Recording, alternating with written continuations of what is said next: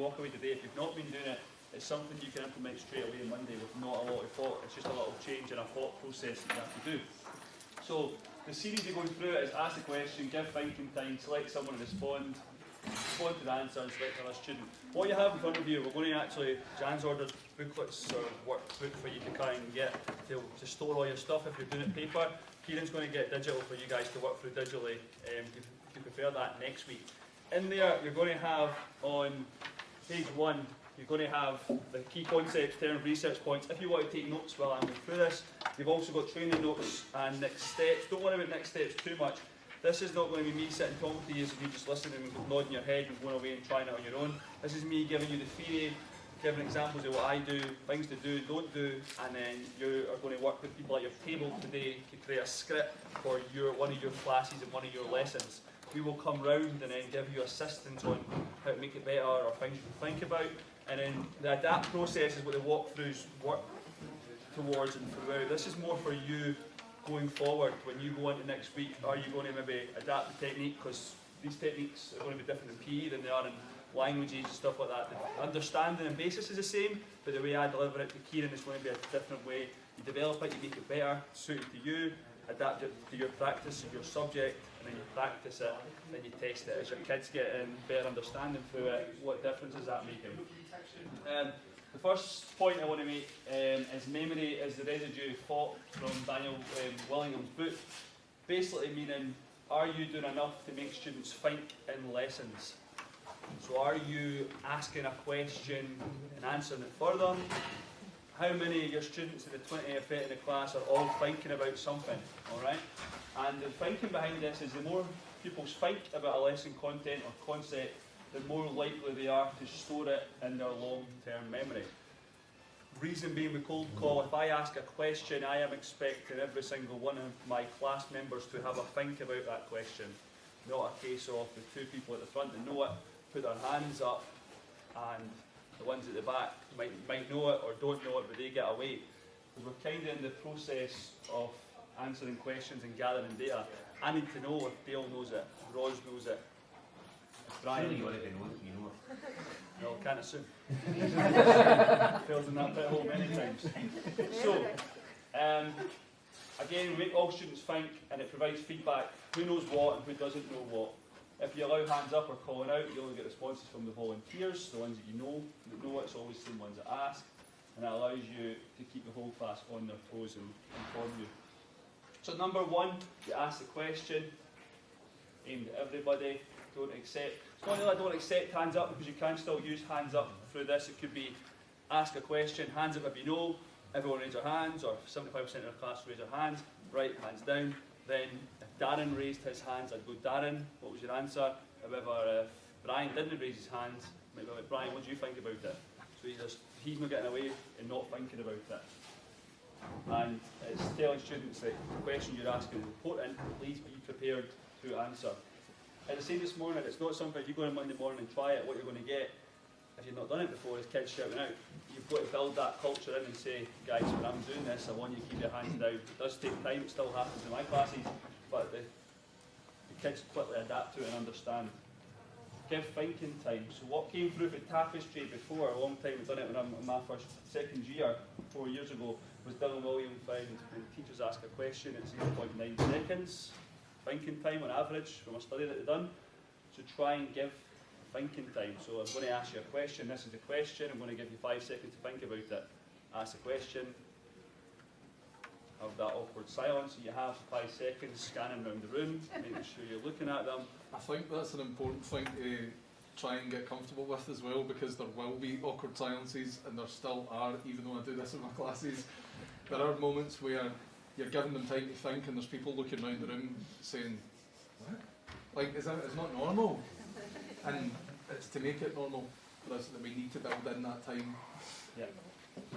And then this is a select someone in response. You're selecting a pupil. A big hitter in this one is not a, I mean, you're probably bad for yourself. You know someone at the back isn't listening or tuned out, look out the window, you ask them, and it's basically embarrassing them straight away, even though they shouldn't be listening. You can do that as a form of, like, make sure you're listening. However, it's a, Linda, what's your thoughts on this? What do you think? So asking them to share their response in a nicer way approaching it, as opposed to, what's 5 add 5, Rachel, just putting her straight on the spot. It could be like, what's your thoughts? What do you think about this? What do you think of softer way to let them say something? Side note, if a pupil asks answers to you don't know, which you'll get all the time, ways you can go about that. What if you didn't know, or if you know they really don't know, it could be alright, Marianne, give the answer, gives the answer, go back to Kirsten, can you repeat that? Not proper learning, but it's a case of they're listening to their classmates and they're saying it, they're not embedding it in, but it goes to I don't know to then get an answer, even if it's you helping. That makes sense. Again, at the start when you first do it, if you overstress the correctness, if like, oh right, that's not right, that's not right, that's not right, kids are not going to be willing to give a good enough answer. Respond to the answers. So it could be, it's good, not quite right, or does anyone else want to add to that, or Brian, do you got anything else to say? Take the answer rather than just, sometimes you need to move on if it's just quick questions, but sometimes you want to, some different subjects, move around that. Probing question, if they'll answer me a question correct, I then ask him another question. So I drill down to what he's saying, keep going, push him with 2 or 3 questions, so it's not just, I've answered it, I can sit and relax and I don't need to answer again. Or you can get say it again better. So if someone gives you an answer that's like, you accept quite a lot, it's like a half answer, kind of what you want, how many times you finish that sentence and go, yes, what you're trying to say is this or this, and add your part. It happens a lot. But could you maybe say, yes, you're on the right lines, but could you give me that better? Or can you give me that in exam style? If you're going to answer a question in exam, how would you answer an exam rather than a 3-word answer? And then you can then select another student to respond, round the room, working your way around just to make sure people are talking. So it makes all students think, gives feedback to the teacher, tries to get away from the culture of hands up a little bit, because again, with the hands up, there might be some question in a school that does that as a policy. A kid might go through all the school not answering a question. Alright? Right, spot the difference here. Who's doing the thinking? Number 1, it's cold calling time. Laura, what is the capital of Australia? Or, that's also cold call. Could it be put this way?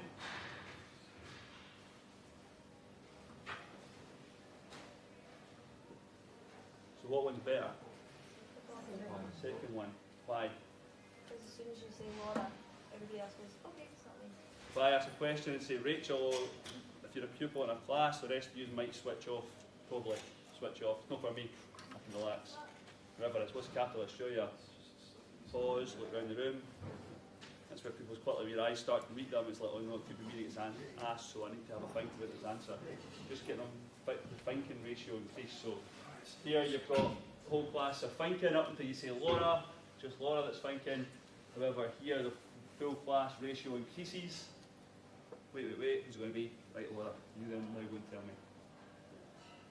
So, here's an example of a script that I might have used at one point in this year for National 5 class. Okay, so I'm going to create a series of questions on the board. Going to ask a series of questions on the bleep test using cold call. As always, I'd like you to keep your hands down. I'm going to select you, share your answer. How do we do the bleep test? Who wants to share their thoughts? Wait. Adam. Okay, no response. Great. Excellent. What's the surface like? So these are just a description bullet point. What's the surface like? Casey? What equipment's used? John? Can you help me with that one? Has he missed anything, Amy? Casey's answer was only half finished or not exactly what he did. Oh, he's missed that. Alright, excellent, good. That's better. What do we do at the very start? Where do I stand? This is also something that they miss out in the description. Where do we stand? Alright, Gemma, tell me that. Good. Okay, great. What else is next? Or what's next? Right, Lucy, tell me that. So I could easily flip that and not do that. I can tell them all this. And go, I know this, I know this. However, I need to find out that they know this. Something that we've done in the department quite successfully, and the staff have picked it up as a wee project and done, is front loading your means of participation. Means of the participation, do you want them to write on a mini whiteboard? Do you want them to put their hands up? Do you want them to verbally tell you what it is? In order for you to do this successfully, you've got to help them and tell them, this is what I want from you. So this is what front loading means in the instruction. Okay, S4, I'm going to ask you a series of questions on the bleak test and cold call. As always, keep your hands down. I will share your answer. Part 1, I'm telling them, I'm going to ask them a series of questions. I'm using cold call. You're starting out doing this, I recommend explaining to your class what cold call is. This will probably help your understanding of it as well. But telling them this is what you're going to be doing. As always, I'd like you to keep your hands down. That saves the hands shooting up. And I will select you to share your answer. One wee sentence that makes a massive difference is a case of what's the capital of a country.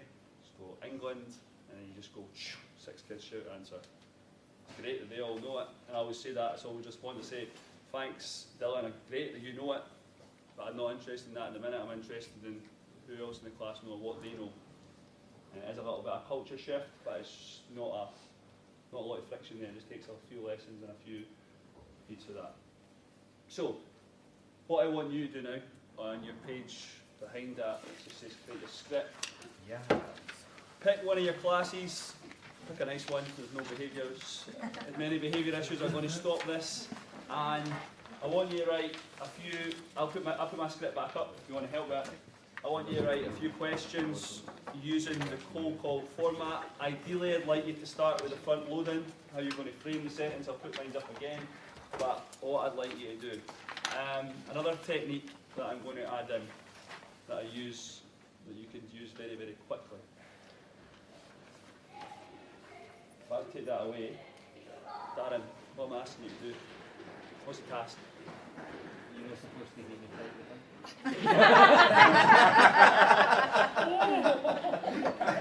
You said his name comes as well, and then come on first. You knew that was coming. I'm coming for you first because to make sure you were listening. You have your phone out. No, I didn't. Wait a minute, sorry. What is the task that you're meant to be doing, Darren? We're creating a cold call script for one of our classes based on the techniques you've just showed us here. Okay, that technique there, it's just a side point, but it's as quick as it is. It's one sentence at the end of your instruction. The impact that it has is up here. How many times that we have set in the years a task in PE, this is what you do, this is how you do it, right, go and do it. They go away, it's an absolute shambles because a lot of the kids don't know. So set up, this is what I want you to do step by step, stop and get the kids to tell you step by step what they are doing before they go away and do it. It's called reject self-report, but this really, the understanding levels go from here to here in one sentence. Take 20 seconds max to answer that, ask that question and get an answer, but it makes sure the kids know what they're doing step by step. Alright? Right, okay, I'll put my script back up. Have a wee attempt at writing a wee script.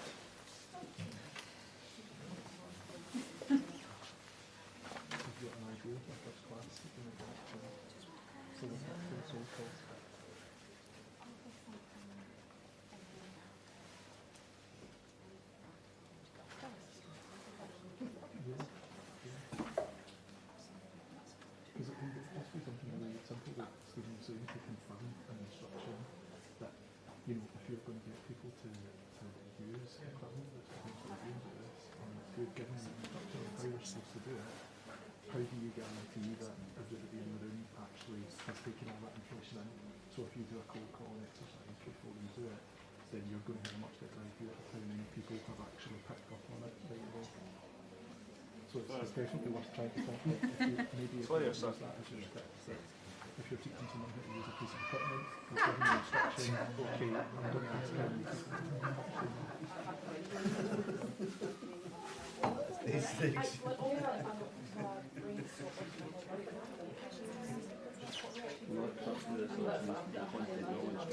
You need to know what you're teaching in order to know what the kids need to know. So, so if you're asking for specific points, you're asking for whatever, you need to know what the points are in order to tease it out of them, if that makes sense. You're not showing anything, then you'll be setting any answers.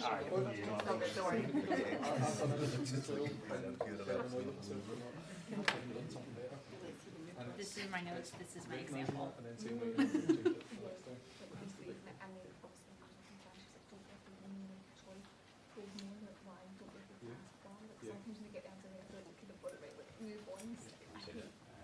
Yes, I'm in that situation.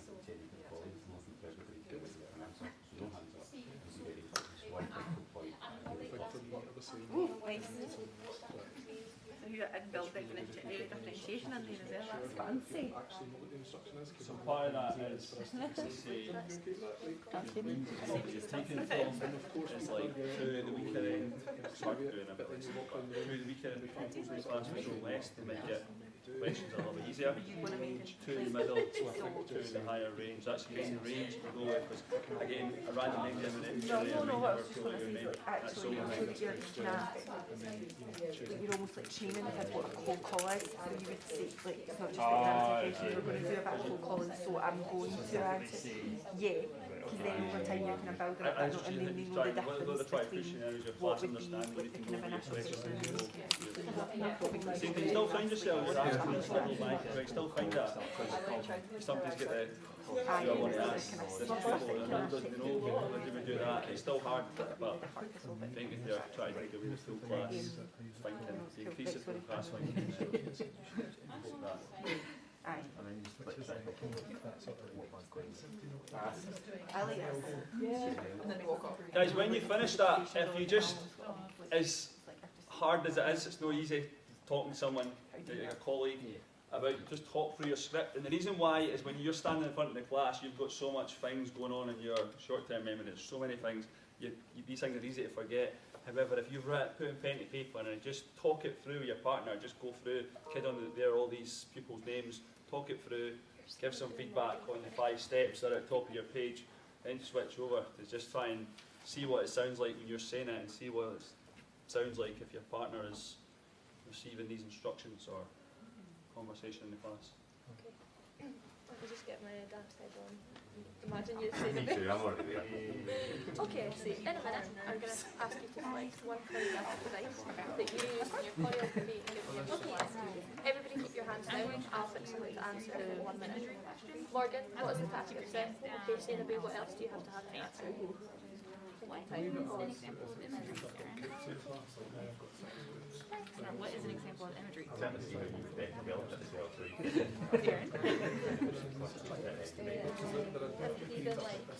If someone oh, I used mirroring. That's alright. I could do like, So, oh, Ailey, why might she use mirroring? Darren, what is an example of imagery would be? And as Steve said, if there's no things that are quite right or not quite Good, a metaphor. Excellent.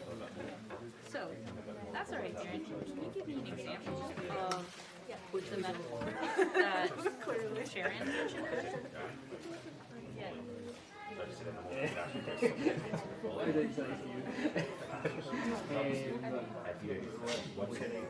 No options here. Excellent. Fantastic. Like ideally, I'd like so. What were the two things being Darren's example of a certain dogs versus rain.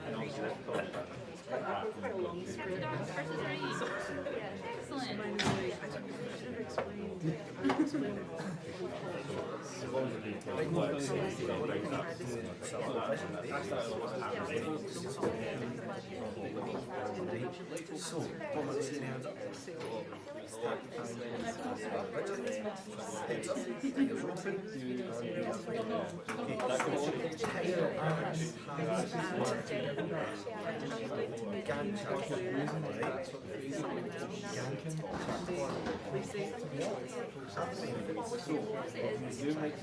So ambitious answer.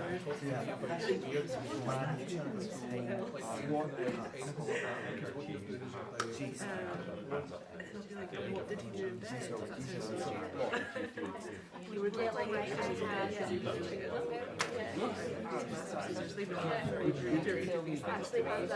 what kind of things did he make? Or ideally, It would be to educate myself on various What was the scale? the only thing that was educated to do that. And then I just look around and like, oh yeah, we do this.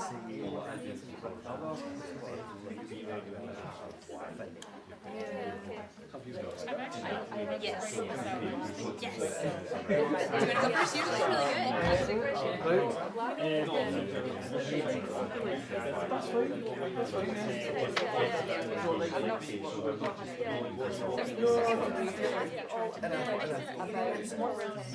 I did it in Africa, I did it in like, I did it in classic, but then I suppose and you might select something really so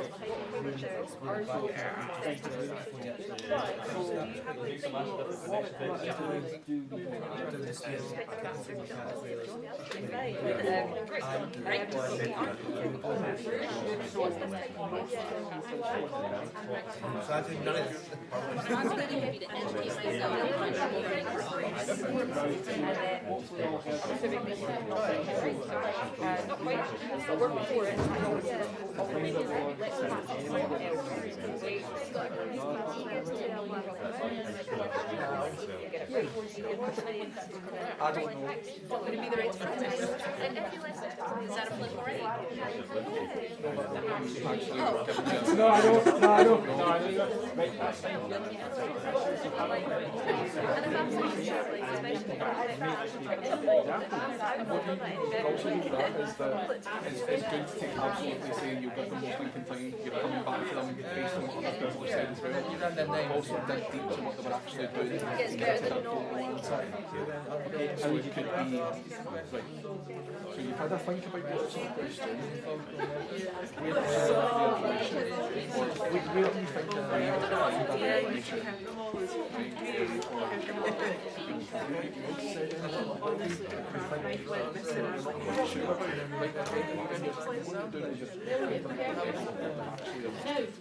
Because you might find out that you just you might find out Sorry if you remember this. Come back to it if you've got time.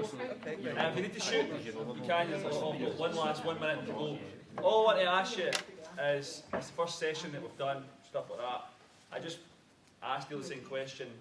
How much has changed? If you were teaching a class period 4 and you were asking questions, which you would have been, because we ask a lot of questions, what is the slight tweaks or changes that you've learned today that hopefully on Monday morning you can try and implement? That's a question. I'll just ask you. I'll just let you think about it.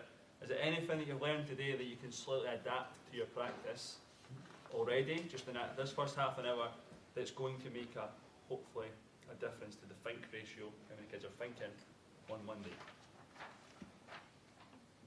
Yeah. Yes? What? So for me, I think I thought I was doing cold call, but I'd be like, all right, so Stephen, what do you think? And I would do the name first, and I think that was something I didn't realize I was doing until writing the script and actually practicing it. Good. Anyone else? I think today, especially with seniors, I'm not giving enough thinking time because I'm thinking I've so much to get through that I'm kind of like, right, here's a question, then like 2 seconds later I'm like, okay, so who's going to give me the answer? Like that sort of thing. But, I suppose it's like then having to be patient a bit more and think about like, they actually need to be actively learning. But, It goes back to the first part, right? Thinking about it a little bit longer aye, might whereas be cementing in. And I whereas think in my as head, well, I'm like, I need to get through this. if you're worried then that that's going to slow the pace of your lesson down, if you're getting better quality answers, Aye, exactly. and you're finding then you are having to spend less time over explaining, and then actually it doesn't really, it probably would pick the pace up a wee bit as well. But I think that that's probably a tension that loads of people feel, is that they've got content to get through, and as a result, that kind of the learning almost gets compromised a little bit as a result of like, I need to tell you all of this. So I think that's a fair point. Excellent. Yes, last one. The front loading thing, being really clear about that, because that will then, I think, avoid the pupils just coming up with, I don't know. And you said have a look at your notes, we're going to go over in a minute. Yeah, give them time. so making sure that, and then there's no excuse, they shouldn't have a don't know, they should be ready to give some kind of answer. As well, if you're getting a don't knows, and I know that happens all the time as well, it's worth still asking the probing questions about what they were thinking about, or where they were trying to find the information. If it was a task where they had to talk to somebody before the questioning, what were they actually discussing? Did both of them not know the answer as a result of that? And then that maybe gives them something else to think about, so that if you do need to come back to them later on in that questioning session, that they might actually have something to say the next time. Excellent. Ian, just one thing. When you're doing your script, we've obviously done this quite a bit. What I did initially, before it felt natural, was I had it on a slide, everything I was going to say. You know, so it's actually already there. You're not having to try and think, like, what was I going to say here? Which was it? You could have notes or just the question in a way that you would actually say it as a teacher.